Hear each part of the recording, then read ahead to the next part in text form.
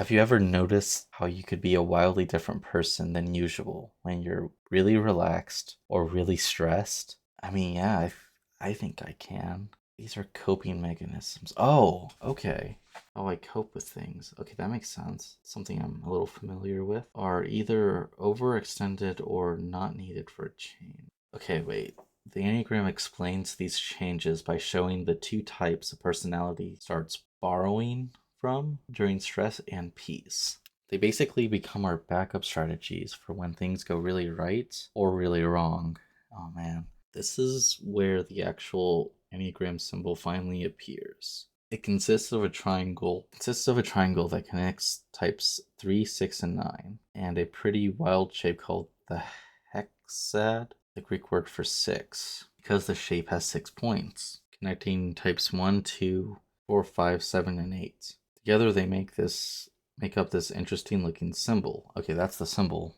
That's the thing that looks like the Nen from Hunter x Hunter. Anyway, even though you won't be able to summon any demons with them, these lines have some pretty good uses. Let's look at those arrows and see what they mean. Times of stress. Okay, high stress, high pressure, coping mechanisms, typical family, Christmas family dinner. Oh, geez. Because we are stressed to our best, but our healthy version. Okay. As you will see, adopting these behaviors of our stress points can bring some of its own benefits, but mostly they're less charming traits. Okay, so the one at stress goes into type 4. Methodical, rational ones take on moody, irrational, and introspective traits of unhealthy 4s. Okay, so I just basically learned a little bit about the differences of each of the number types. Type 2 at stress goes into type 8. So 2s are usually caring and on the lookout for the needs of others, start showing aggressive, self-assertive, and dominating behavior like 8s. Type 3 at stress goes into type 9. Energetic and driven 3s take on more apathetic, disengaged, and indifferent aspects of 9s. Type 4 at stress goes into type 2. Introspective and sensible 4s turn all their focus to other people like 2s, to the level of being overly needy and clingy. That's quite interesting. Type 5 at stress goes to type 7. Objective and fact-based 5s borrow the escapist self-distraction from 7s. Well then. But that's the unhealthy part of the 7. It's just escaping stuff and self-distracting myself. Okay, I'm learning. Okay. Type 6 at stress goes to type 3. Faithful and dutiful 6s suddenly show signs of being competitive and arrogant like 3s. Okay, so that's like the worst traits of being a 3 is being competitive and arrogant. Type 7 at stress goes to type 1. Easygoing and cheerful 7 adopt the overly self-critical and perfectionistic traits of 1s. Alright, well, I'm gonna try not to do that.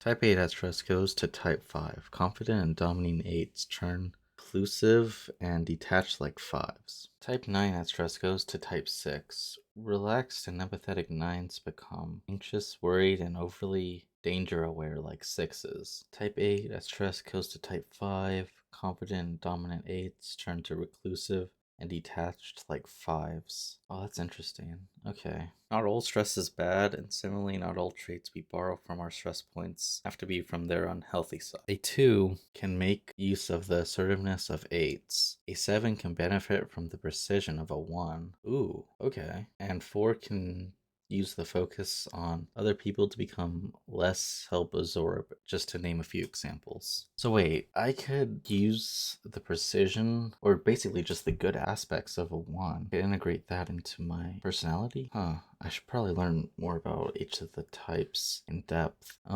don't know if I would record it, but I would at least look a couple videos, maybe just my own research. Okay, the main Enneagram type at peace. Okay, just like with stressful situations, something similar happens to the other side of the spectrum. When we're relaxed, at peace, and fully in the moment, we take our traits from yet another type. These sets of behavior come to us to help us overcome the limitations of our main personality type. That's why the Enneagram symbol shows these types pointing towards the main type they're connected with. Peace point provides us with healthier, more integrated traits of its type. Okay, tendencies of each Enneagram type in relaxed and peaceful state. Type 1 at peace goes to type 7. The inner critic of 1s shuts up and lets them become more spontaneous and joyful like 7s. To be honest, that sounds appealing to me. Type 2 at peace goes to type 4. 2s let go of their sole focus on others and start looking more towards their own needs and desires like 4s. It's basically just overcoming your weaknesses, isn't it? Okay, so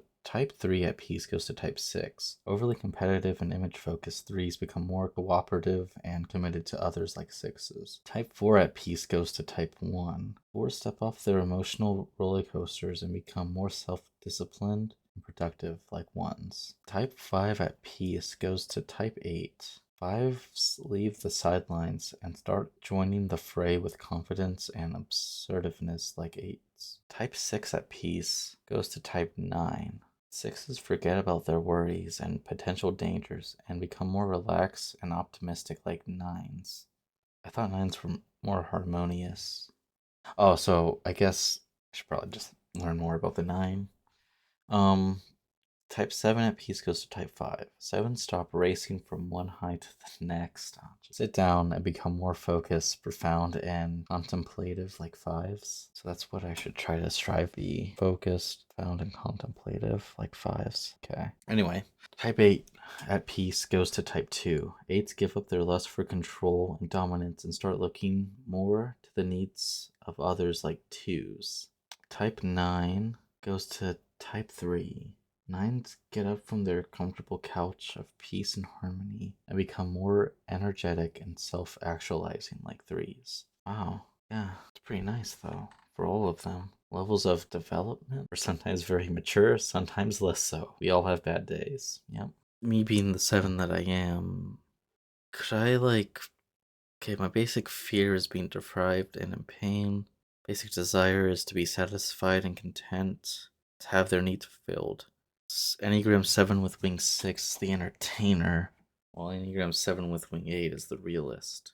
So the wing stuff, the dominant type, has their own name. So do you already know your Enneagram type?